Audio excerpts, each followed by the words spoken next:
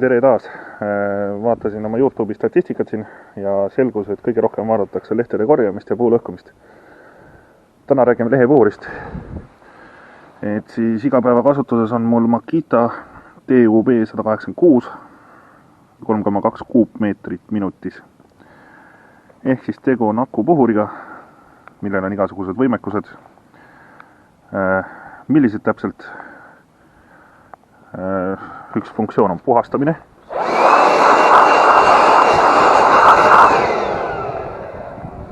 Lisaks saab kasutada antud puhurit ka tolmuimejana. Kahjuks mul kotti pole, aga see on tolmuimeja toru, siis nii-öelda saab kasutada sellena. Siis ta puhub siit torusest välja. Kiiruseid on tal 3. Esimene, teine, 3. Ehk siis lähme paneme ta testi, näitan, kuidas töötab. Nii, esmalt siis puhastusfunktsioon. Ehk siis toru on kummist tal. Ja saab igale poole vahele suruda, kui on vaja midagi puhastada.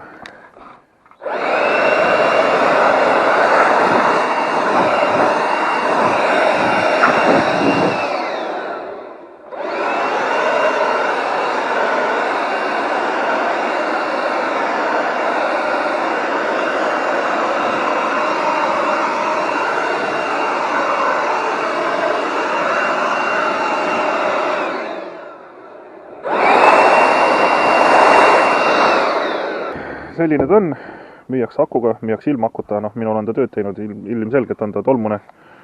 Mul teeb ta igapäevaselt siin tööd. Ja on ka lõket alustada, kusjuures. Ja teiseks on tal siin kaasas ka üks toru, ehk siis lehe puhumisotsik.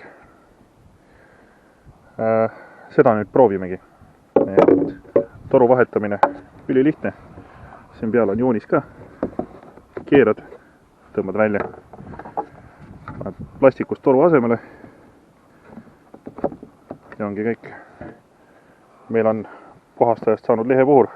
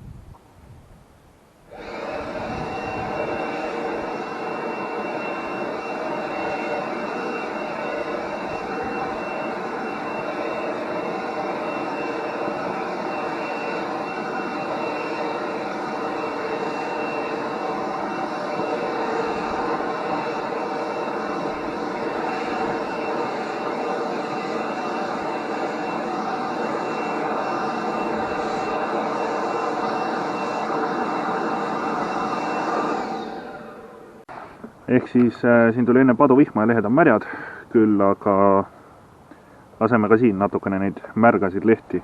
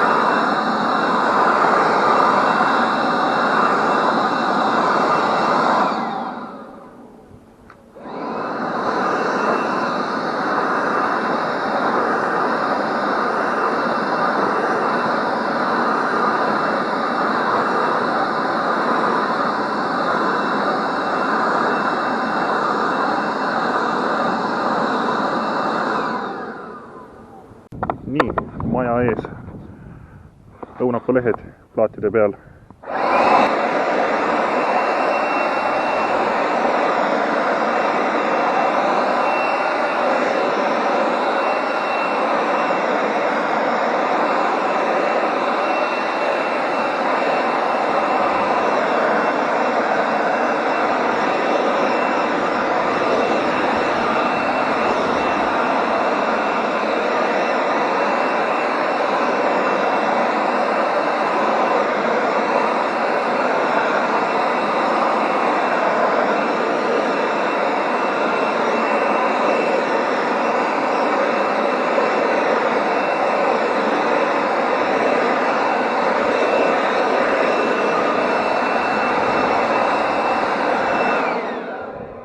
Ilus, et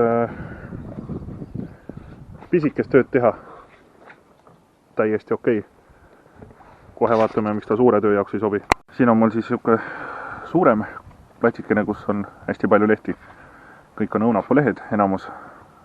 Tuul on mõne vahtralehe ja tammelehe kadunud. Aga miks ta ei sobi suuremate jaoks, kohe vaatame. Et päris krundi hoolduseks ütleme, et kui sul on meeletu kuradi krunt ja sa ostad omale selle lehepuhuri, siis see tulemus on see, et sa kohe näed.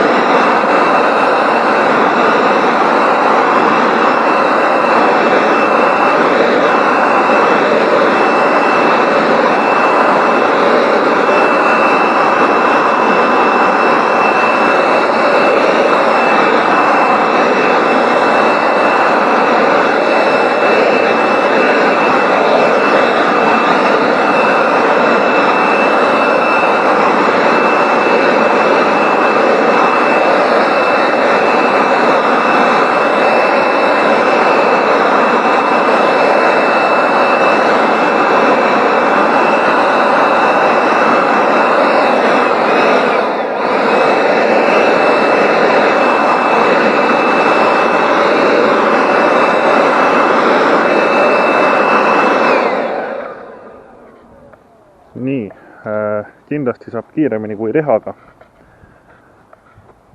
Aga akupuhuri puhul on see, et kui on rohi kõrge ja lehed märjad, siis ega ta nüüd 100% puhast tööd ei tee, see on selge. Et suurema krundi jaoks pigem soovitan bensumootoriga. Et endal ka siin võib-olla tulevikus kunagi plaan osta.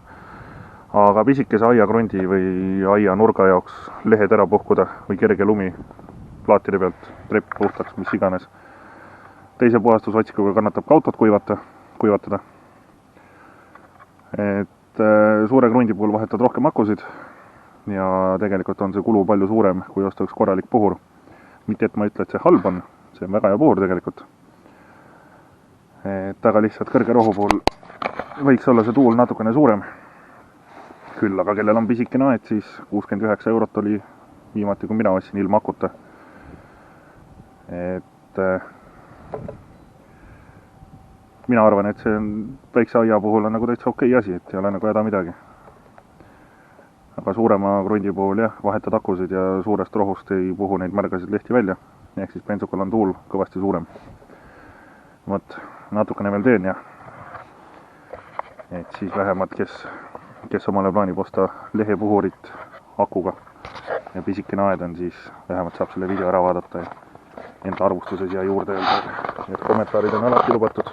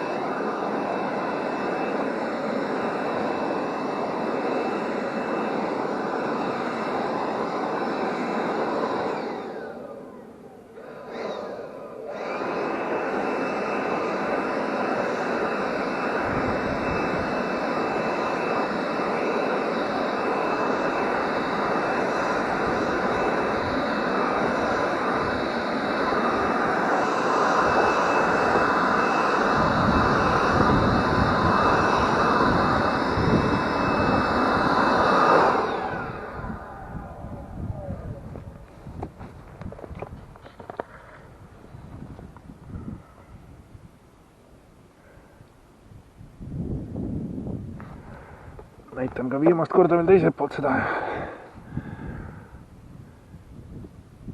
Et enne lõppu kogu selle video peale, mis siin on tehtud, on juba üks pulk akut läinud. Vot, siukene see asi on ja igaüks teeb omad järeldused ise. Nii et jah, aga pisikese aia kohta ideaalne. Vot, aga kohtume järgmises videos ja loodan, et see video saab ka sama palju vaatamisi nagu lehekorjaja ja puude lõhkumine.